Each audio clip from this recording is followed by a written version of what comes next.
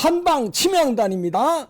뇌혈관 기능 좋고요. 혈액순환, 심혈관 예방에 좋은데 국내 최대 치명 함유가 30%나 들어가 있습니다. 마카 분말, 황금 배합입니다. 침양, 마카, 부재료. 이봉규 TV 구독자님들이 한 박스 증정합니다. 1+1입니다. 전화만 하셔도 3일치 무료입니다. 3일치가 무료입니다. 전화만 하세요. 드셔보시고 선택하세요. 자, 황경구 단장님 모셨는데 우리 황경구 단장은 뭐 시민사회, 우파 시민사회 이끌고 고생도 많이 하시고 지금도 천막 치고 뭐 농성도 하고 하는데 시민사회 단체가 이제 조금씩 뭐 총의를 모아가고 있다면서요? 네, 어떻습니까? 지금 이제 가장 저희가 의식하고 있는 게 아무래도 내년 4월 10일 총선이에요. 그렇죠. 22대 총선인데 사실 그 총선을 할 때마다 우리는 보수 정당이라면 이제 기득권 정당의 눈치만 보고 그쪽에서의 공천, 뭐 그쪽에서의 어떤 행보만 봤지 우리가 주도적으로 우리가 간섭을 한다든가 우리의 의사 전달을 한다든가 소통이 전혀 안 됐거든요. 네. 근데 좌익 진영은 완전히 교수님 더 잘 알지만 완전히 달라요. 네, 거기는 심지어 그냥 관여하는 정도가 아니라 지분이 있습니다. 그렇죠. 지분이. 퍼센테이지로. 예, 그거 다 할당 받아 먹어요. 걔들은. 그런데 우리는 뭐 혁신한다고 그래도 아직 과도기고 그래서 거기까지는 아니더라도 이번 22대 그 총선은 이재명 당하고의 싸움이지만 저는 그렇게 보질 않아요. 왜 그러냐면 이재명 당, 범죄 용의자 피고인 신분의 이재명이 이끄는 이재명 사당은요. 저기는 절대 과반수 이상 아무리 뭐 해도 과반수 이상 못 없습니다. 전 자신해요. 그런데 국민의힘이 동대동 150대 150으로 이거 나오는 건 이긴 게 아니에요. 네, 그렇죠. 절대 이긴 게 아니에요. 왜냐? 저쪽 그 이재명 당이 한 120명, 우리가 170명 돼도요. 지금의 이재명 당처럼 국회를 못 집니다. 국민의힘은. 이 선비 기질이 있어서 절대 안 됩니다. 지금 애들 가지고는 안 돼요. 네, 교수님 그렇잖아요. 예. 말만 뭐 차이가 나려면 100명, 150명 차이 나면 어떻게 될지 몰라요. 근데 20, 30명 많다고 이재명 당이 질 것 같습니까? 절대 안 그래요. 그래서 저놈들 뭐. 그럼요. 그래서 우리 그런 말 했잖아요. 어리비리한 거 10명보다 똘망진 놈 한 놈이 낫다고. 그러니까, 예. 그게 지금 국민의힘이 필요한 거예요. 그래서 이번에는 이재명 당하고 싸우기보다는 우리 내부의 적과 싸워야 된다. 내부의 혁신. 예, 그래서 다시 말해서 공천을 어떻게 할 것이냐. 그런데 이게요. 그 밥에 그 나물이라고 교수님 그냥 놔두면요. 저기에서 나오는 선택지는 뻔해요. 그놈이 문제 있는 사람을 공천하는 거예요. 그러니까 그 선택지 뻔하단 말이에요. 그래서 우리가 좀 교수님, 이봉규 교수님을 비롯해서 뭐 고종욱 박사라든가 등등의 많은 분들, 그리고 우리 시민사회 동서한미래위원회를 비롯해서 우리 자유연대 뭐 많이 있잖아요. 저희도 시민사회 단체가.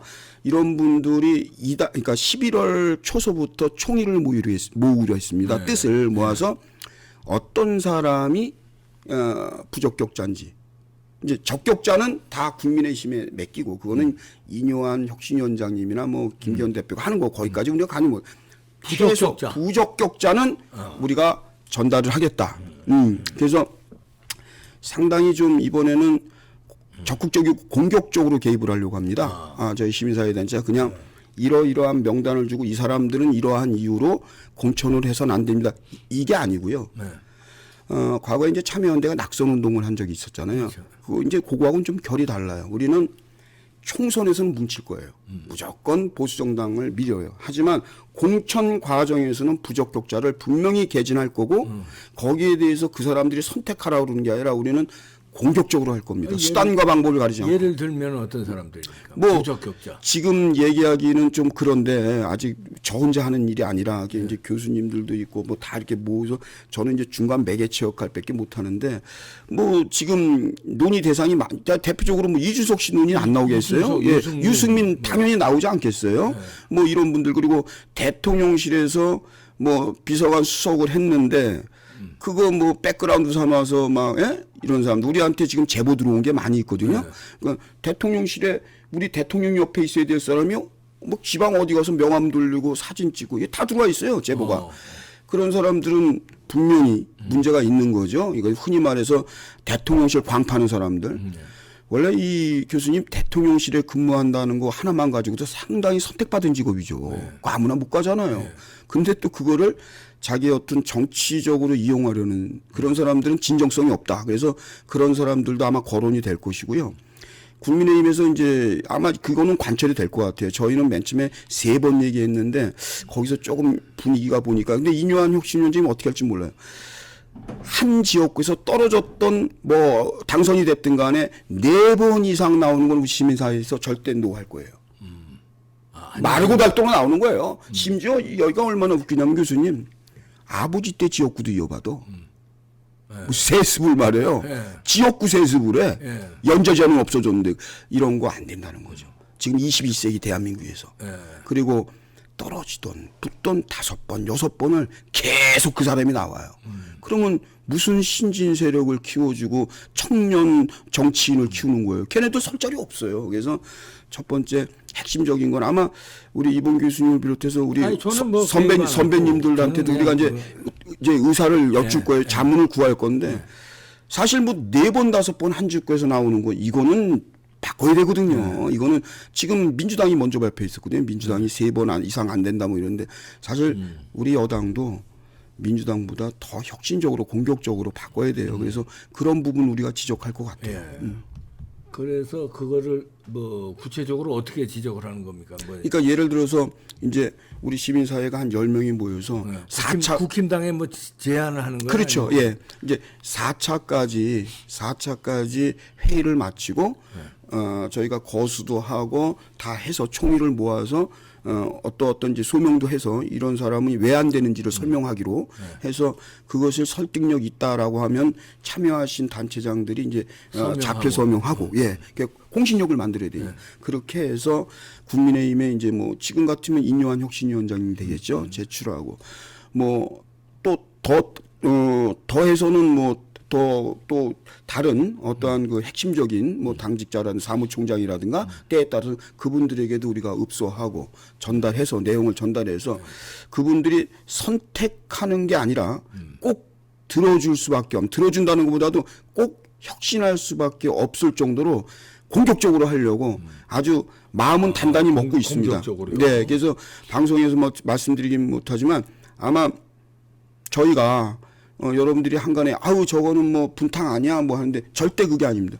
공천이 주어져서 분명히 피하 식별이 딱 되면 우리는 보수 정당입니다. 무조건 국민의힘 갑니다. 근데 그 되기 전의 과정에 우리가 우리의 생각 또 우리 시청자들의 생각 또 교수님을 비롯한 어른들의 생각 선배님 생각 총의를 모아서 최소한 이 사람들은 안 되는 거 아니냐. 안 되는 거는 이제 부적격자. 네, 이것을 경선에서도 아니고 아예 자격을 주면 안 된다. 부적격자다. 네, 부적격자다. 경선도 나가지 못할 사람들. 네, 아니 멀쩡한 이준석 같은 사람 경선 나가면 안 되지. 유승민이라든가. 교수님 하태경이 무슨 부산 해운대 그 꽃밭에서 놀다가 서울에 나간다고 그래놓고서는 꼭 서울 또 꽃밭 노리는 것 같아요. 그렇게 하태경. 되면 이제 제가 뭐 함부로 얘기하면 뭐한데 하태경 의원의 그 정신은 높이 평가했어요. 우리 시민사회에서. 그런데 그게 쑥 해서 험지가 아니라 이렇게 다시 꽃밭으로 간다든가 이러면 부적격자 대상이 충분히 될 수 있고요.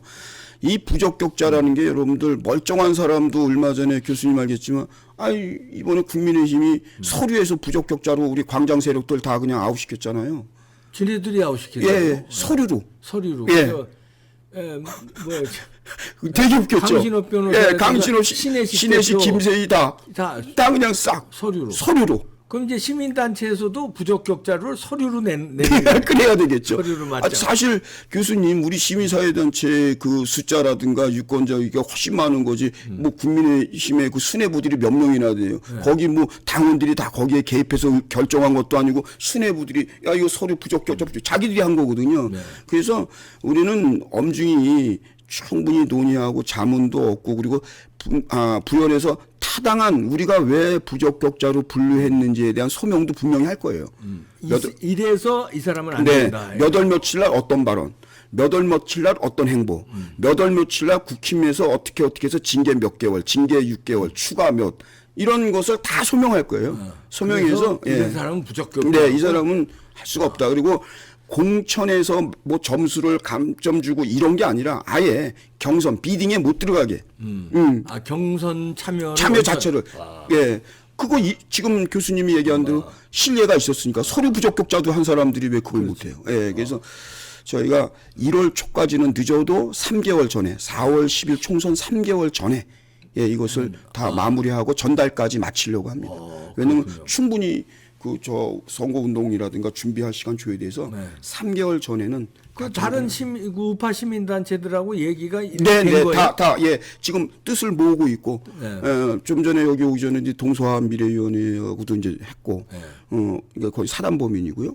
그리고 이제 저희들이 떠올리는 이제 대형 유튜버 이 교수님, 박사님들이 계시거든요.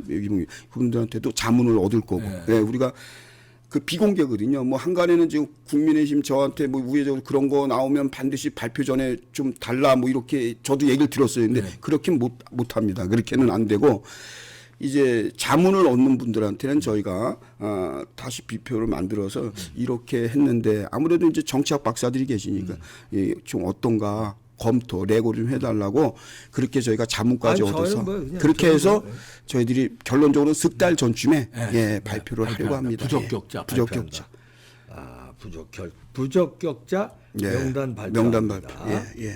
명단 발표. 요거는 뭐 그래도 그냥 명단이 아니라 소명을 해서 소명을 다 해야 돼요. 것 때문에 부적격자는 네. 이제 예. 그 이유와 그리고 그 사람의 그 이력, 그 오류된 부분 이런 것도 다 적시해서 소명을 해서 유권자들이 인정할 수 있고 그랬었다. 저 사람 그런 발언해 갖고 논란이 있었다.